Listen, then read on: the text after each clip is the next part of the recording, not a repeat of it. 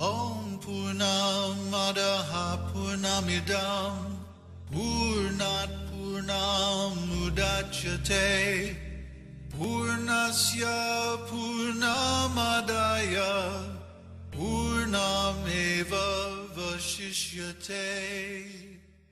Hello, I'm David Hughes. Welcome to Your Perfect Body, the podcast of the Esoteric Teaching Community.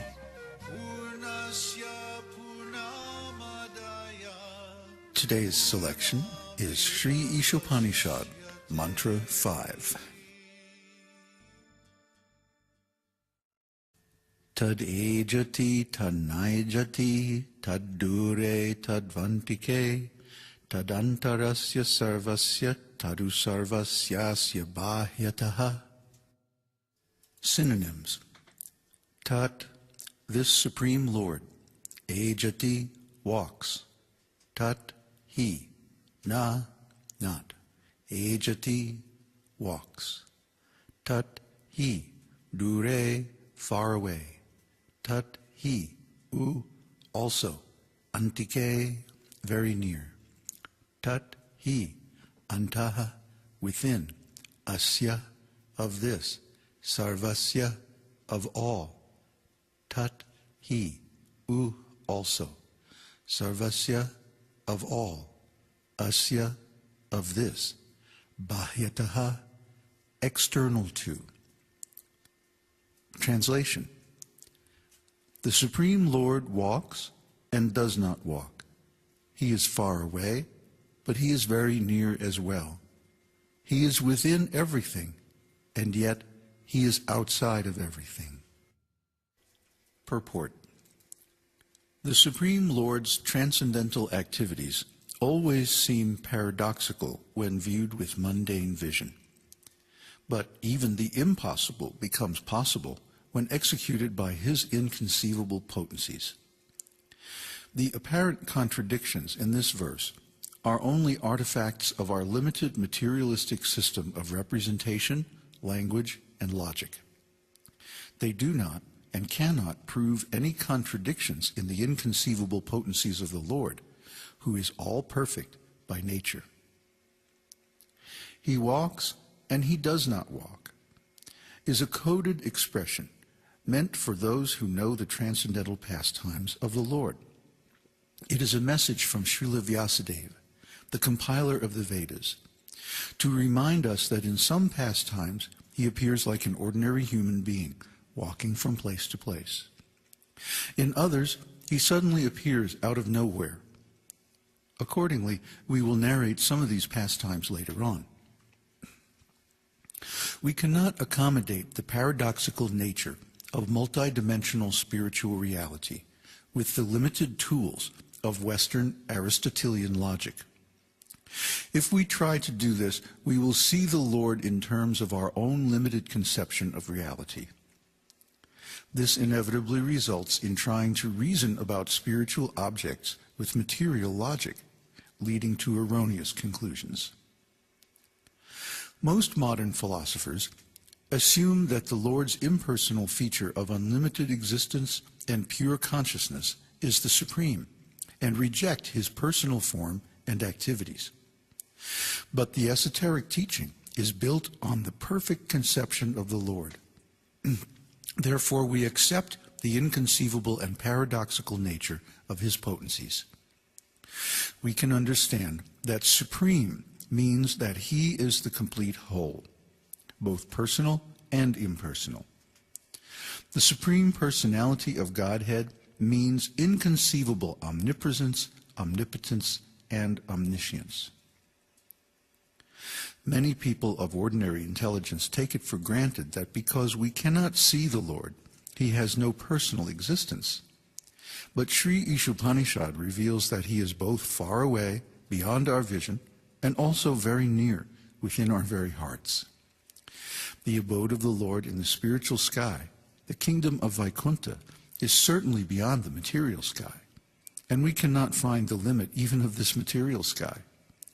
If the material sky is so great, then how can we understand the spiritual sky, which is altogether beyond it? The spiritual sky is far, far beyond this material universe. Krishna says in Bhagavad-gītā, that supreme abode of mine is not illumined by the sun or moon, nor by fire, nor electricity. Those who reach it never return to this material world. Bhagavad-gītā 15:6. Nevertheless, he can appear before us within a moment. He can run or fly faster than the mind or wind, so swiftly that no one can surpass him. Wherever you go, there he is.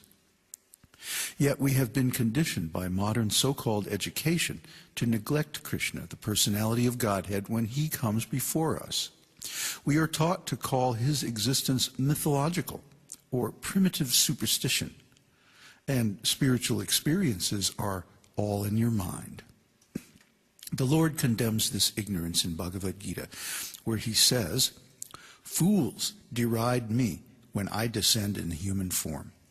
They do not know my transcendental nature and my supreme dominion over all that be."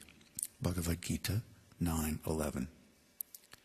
Krishna is not an ordinary being, or even an ordinary spiritual being, nor does he appear in this world in a mortal material body. His form is always spiritual, eternal, and all-powerful, even as an infant in the lap of his mother. He plays like that, just to enjoy intimate, loving relationships with his pure devotees. The same so-called experts who assume that God is impersonal also contend that when the Lord descends to this world, it must be in a material body like an ordinary living being. They want to place him on an equal level with themselves, refusing to acknowledge the inconceivable power of the Lord. They do not realize that because God is the complete whole, with inconceivable and inexhaustible potencies, he can accept our service at any place or time, or through any medium. Because he is completely transcendental, he can convert his different potencies according to his own will. In other words, any one of his transcendental senses or potencies can perform the actions of any other. Therefore, he can eat by seeing, or appear in a form of a temple deity. Nothing is impossible for him, and there are no barriers to his will. But those whose minds are insufficiently agile cannot accommodate such transcendental concepts. They cannot understand that the Lord can incarnate himself, or that the complete whole can appear within his creation. They falsely reason that if he does incarnate, he must appear in a material form. These false conclusions are nullified as soon as we accept the Lord's inconceivable potencies. He can be inside and outside, here and there and everywhere at the same time, with full consciousness, knowledge, and potency. Once we understand this, then we can understand that it is quite possible for the Lord to convert his material energy into spiritual energy. Since all energies are his, they can be utilized according to his will. For example, the Lord can appear in the worshipper's mind, in a mantra containing his holy name, or in the form of the archa-vigraha, a deity in a temple apparently made of clay, stone, or wood. These sacred deity forms, although sculpted from material ingredients, are not idols, because they are representations of the transcendental form of the Lord. His name, form, abode, pastimes, qualities, associates, potencies, etc., are always transcendental, even when they appear in matter. Yes, they are symbols, but because they are symbols of a transcendental reality, they are qualitatively equivalent to the realities they represent. We can recognize the Supreme Lord in his deity form, or in the vibration of his holy names, when our natural spiritual intelligence is cleansed from the covering of material existence by associating with and hearing from the great souls, the self-realized devotees. Devotees who want to see the Lord with their material eyes are benedicted by the Lord when he appears in his beautiful deity form. Although these devotees are in the lowest stage of devotional service, they are not worshiping an idol. They are really worshiping the Supreme Lord, who, after being invited by his devotees, has agreed to appear before them in a material form to accept their service. The Archa Vigraha, or deity form, is carefully crafted by long lines of devotee artists according to the detailed instructions of the scriptures. The deity expansions of the Lord are eternally existent with all paraphernalia. In the Bhagavad-gītā, the Lord says, "As all surrender unto me, I reward them accordingly. Everyone follows my path in all respects, O son of Pritha." Bhagavad-gītā 4:11.